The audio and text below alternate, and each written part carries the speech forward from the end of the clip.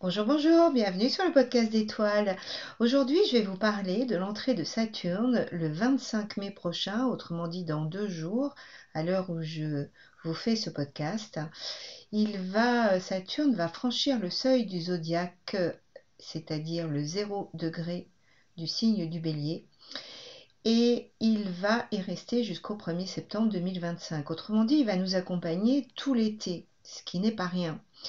Parce qu'en fait, durant 3 mois, il va avancer tout doucement, si j'ose dire, entre 0 et 2 degrés du signe.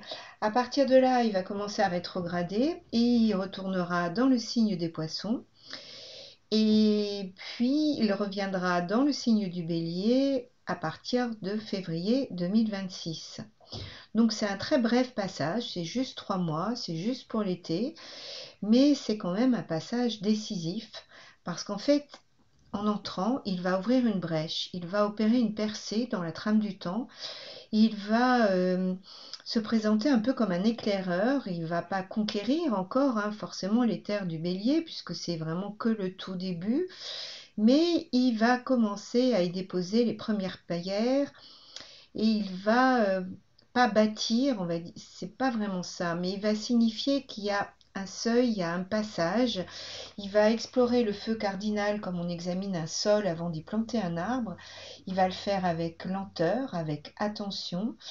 Et c'est vraiment le signal d'un tout début de ce tout nouveau cycle et l'annonce silencieuse d'un changement de fond. Donc je vous invite à être à l'écoute de ce qui se passe pour vous parce que pendant ces 3 mois, c'est un peu le signe annonciateur de tout ce qui va changer dans les années qui viennent. Et parce que finalement, dans ce court transit, à peine 2 degrés, vous avez vu, c'est rien du tout, quelque chose d'essentiel se joue. Saturne agit comme un gardien entre deux temps. En fait, il va rallumer une flamme, non pas celle de l'élan impétueux, mais plutôt celle d'un engagement lucide. En bélier, le vieux maître du temps, Saturne, ne pousse pas à foncer, mais à s'ériger, vous voyez, à grandir, à se tenir vertical. Il nous invite à nous tenir debout, à choisir une direction intérieure et à habiter notre verticalité. Alors, pour comprendre ce moment, il faut revenir un petit peu en arrière parce que finalement, Saturne, il vient de séjourner dans le signe des poissons, un signe d'eau, de mémoire, de dissolution. J'ai dû faire une vidéo à ce sujet, vous pourrez la retrouver sur mon blog. Mais là, il va terminer donc un cycle qui est entamé depuis mars 2023. Et en poisson, Saturne, il ne construit pas, vous voyez, il défait, il trie, il met à nu ce qui ne tient plus. Et il confronte chacun à ses illusions. Il va parler de lâcher prise finalement.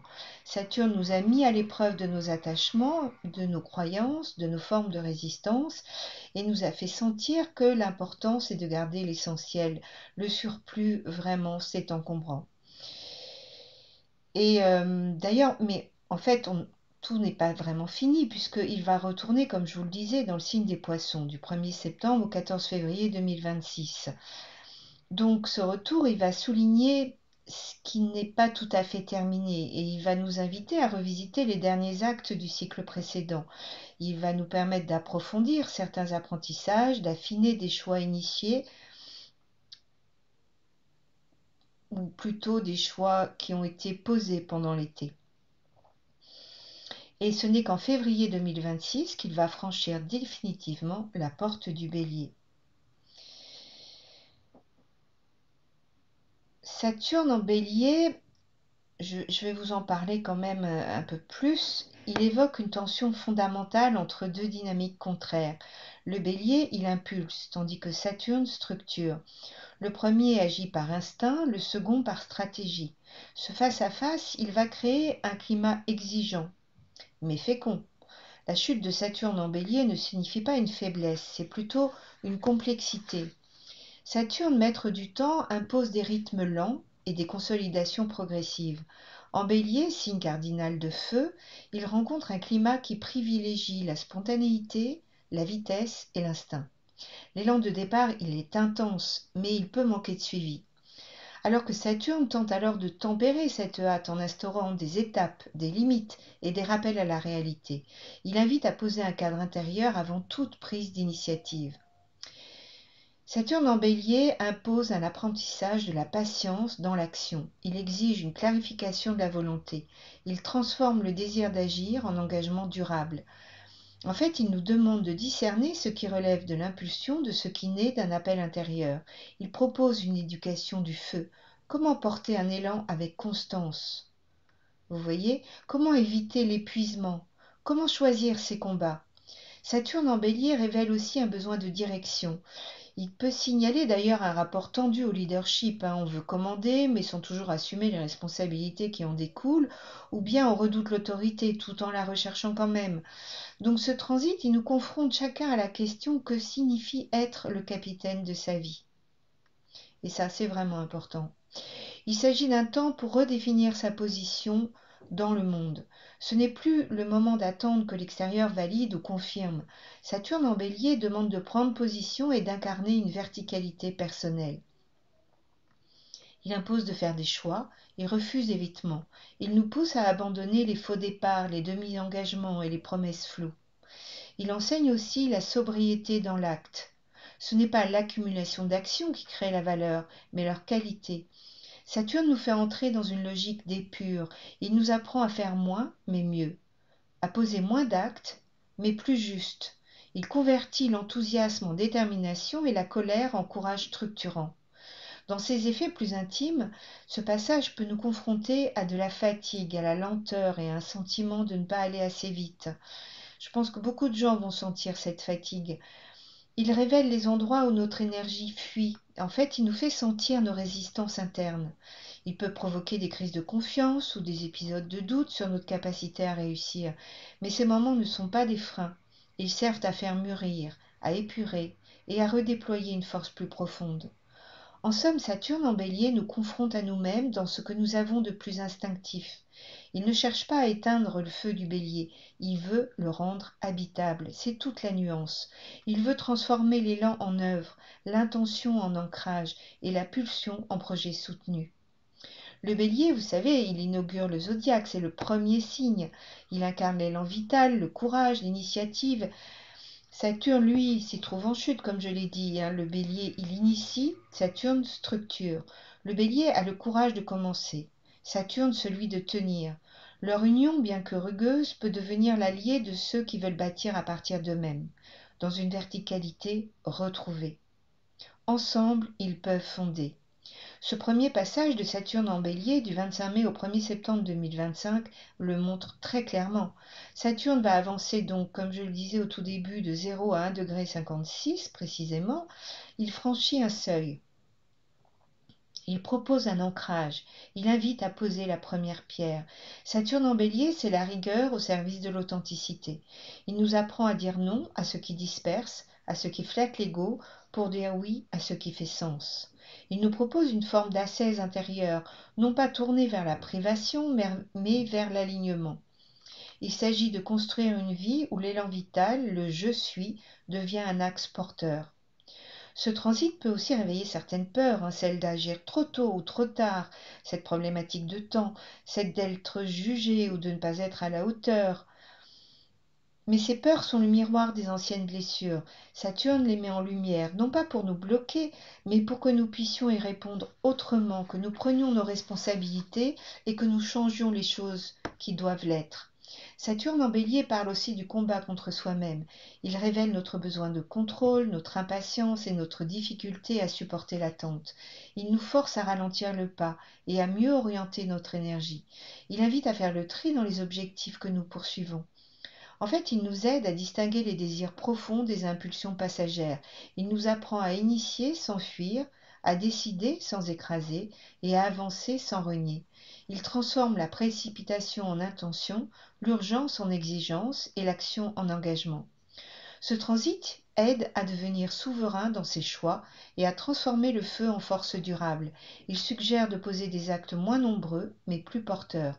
Il nous apprend à faire de l'essentiel notre boussole. Ce premier passage de Saturne en Bélier agit comme déclencheur, surtout pour les personnes nées avec Saturne natale dans ce même signe. Deux générations sont concernées, celle née entre mars 67 et avril 69 et celle née entre avril 96 et mars 99. Pour la première, il s'agit d'un second retour de Saturne. C'est un moment de bilan sur l'engagement, sur la vocation, sur l'énergie investie dans le monde.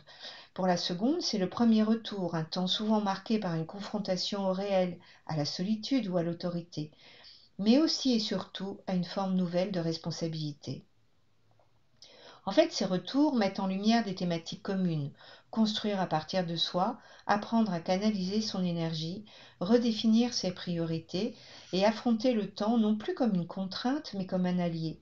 Ce n'est plus l'impulsion qui commande mais la continuité. Ce que l'on démarre doit tenir, ce que l'on choisit doit porter. À l'échelle des structures collectives, ce transit pourrait favoriser l'émergence de nouveaux modèles d'organisation plus directs, plus agiles et plus incarnés. Il pourrait aussi révéler par contraste l'épuisement de certains systèmes pyramidaux, pas des paradigmes, mais des systèmes pyramidaux, figés et déconnectés de l'élan vital des sociétés. Ça, on le sent vraiment, je trouve. Et puis, ce qu'on peut dire, c'est que le transit de Saturne en Bélier touche fortement la croix cardinale, donc les Béliers, le Cancer, les Balances et le Capricorne. Il réactive des configurations, il met sous tension les angles des thèmes et réveille les dissonances ou soutient certains élans en quête de cadre. Pour les planètes, si vous trouvez des planètes ou des angles dans ces signes-là, en fait, quand c'est en Cancer, Saturne exerce un carré décroissant, donc il va contraindre, il va demander une maturation émotionnelle, il va imposer un recentrage. Si c'est en Balance, il va être en opposition, donc il va appeler à réajuster les relations et à quitter les compromis qui n'ont plus de sens. Si c'est en Capricorne, il va tracer un carré croissant, donc il va proposer de passer à un autre stade de maîtrise. Ces aspects ne passent jamais inaperçus, parce qu'en fait, ils interrogent notre posture, notre verticalité et notre façon de prendre position. D'ailleurs, pour les signes du Lion, du Sagittaire, du Gémeaux, du Verseau, Saturne en Bélier forme des aspects vraiment très harmonieux. Ce sont des trigones et des sextiles. Autrement dit, il soutient une affirmation plus claire, une audace structurée et une justesse dans les décisions. Il vient donner du poids aux élans sans les brider. Et puis le 20 février 2026, on en a déjà beaucoup parlé, mais Saturne et Neptune vont se rejoindre à 0 degré du Bélier. Et cette conjonction, elle ouvre un cycle de 36 ans. Elle marquera un moment charnière où idéal et structure, inspiration et discipline, rêve et incarnation devront trouver une articulation nouvelle. J'ai fait un long podcast à ce sujet que vous pouvez retrouver sur cette conjonction qui quand même commence déjà à se manifester. Donc, comme je vous le dis, Saturne structure, Neptune inspire. Donc, en fait, ensemble, ils initient une tentative inédite. Il s'agit de donner forme à une vision, incarner un idéal dans une réalité concrète. Mais cette rencontre ne se fera pas sans friction, parce qu'elle va obliger à trier ce qui relève d'un rêve viable de ce qui n'est qu'illusion. Elle demandera de lâcher certaines représentations et de déconstruire certains récits pour permettre à d'autres formes d'émerger. Et dans le collectif, cette conjonction pourrait s'accompagner de changements profonds dans les modèles sociaux, éducatifs et spirituels. Elle pourrait annoncer l'émergence de nouveaux récits fondateurs, la naissance de structures plus poreuses, si j'ose dire, plus sensibles, mais aussi plus exigeantes sur le fond. Donc, Saturne en Bélier vient poser les jalons d'une nouvelle manière d'exister collectivement en entrant dans le premier signe du zodiaque. Il questionne la manière dont nous entamons des cycles, dont nous mobilisons notre volonté dans l'espace public, politique et professionnel. Il interroge notre rapport à l'initiative, au courage et à la confrontation. Historiquement, les passages de Saturne en Bélier ont souvent coïncidé avec des phases d'instauration de nouveaux ordres ou de réorganisation après une crise. Lors du dernier transit, de 96 à 99, on a vu l'émergence de l'euro, la formalisation de l'Union européenne et le développement d'Internet comme outil mondial de structuration économique. Ces événements ont posé les fondements d'un monde globalisé porté par une nouvelle dynamique pionnière. En 2025, le contexte est tout autre. Nous émergeons d'une séquence collective marquée par des effondrements sanitaires, écologiques, politiques. Donc Saturne en Bélier pose la question du leadership dans un monde fracturé. Il pourrait annoncer l'arrivée de figures nouvelles, de jeunes voix et d'actes individuels qui enclenchent des dynamiques durables. Mais, bien sûr, il exigera que ces impulsions soient pensées, construites et soutenables. Le courage seul ne suffira pas, il faudra du discernement, du cadre et du fond. Bon, on arrive à la fin, alors je voudrais prendre un instant pour retracer les aspects marquants qui jalonnent ces 3 mois et qui donnent à ce bref séjour de Saturne en Bélier sa puissance de mise en tension et d'ouverture. Ces configurations vont dessiner le décor énergétique d'une période de réorientation majeure, autant pour les trajectoires individuelles que pour les dynamiques collectives. Alors donc, je vous le disais, le 25 mai, Saturne franchit le point vernal, autrement dit le 0 degré du Bélier. Ce seuil symbolique marque le commencement d'un nouveau cycle de 30 ans, 29 ans et demi plus précisément, une impulsion fondatrice, brute, où le désir d'initier s'impose avec gravité. Vous verrez que le 15 juin, il forme un carré exact à Jupiter en Cancer, donc c'est l'élan d'affirmation qui entre alors en tension avec le besoin de sécurité intérieure.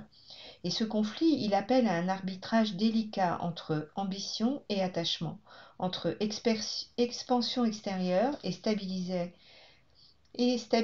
affective. C'est une épreuve de cohérence intime et je vous prie de m'excuser, j'ai un peu un chat dans la gorge. Voilà.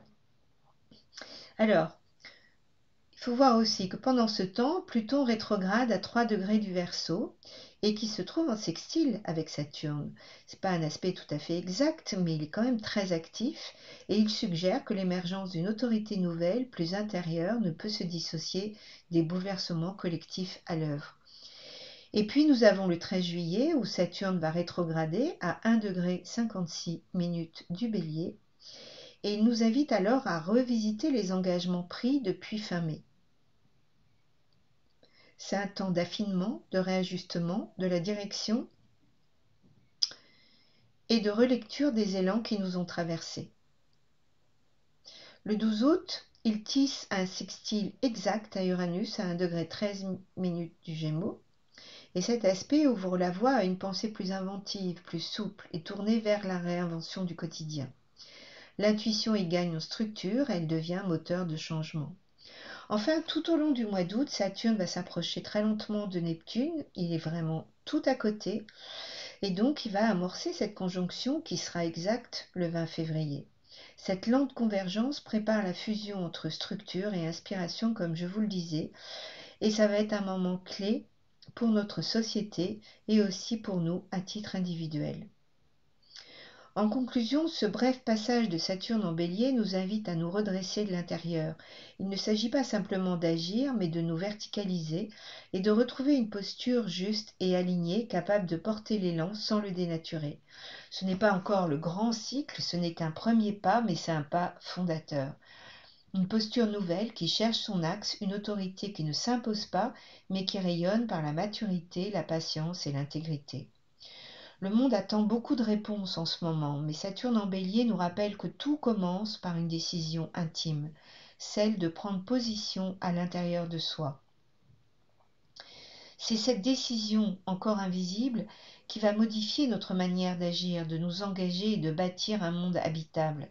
En février 2026, la conjonction Saturne-Neptune viendra sceller cette impulsion par une vision, celle d'un nouveau cycle collectif à incarner.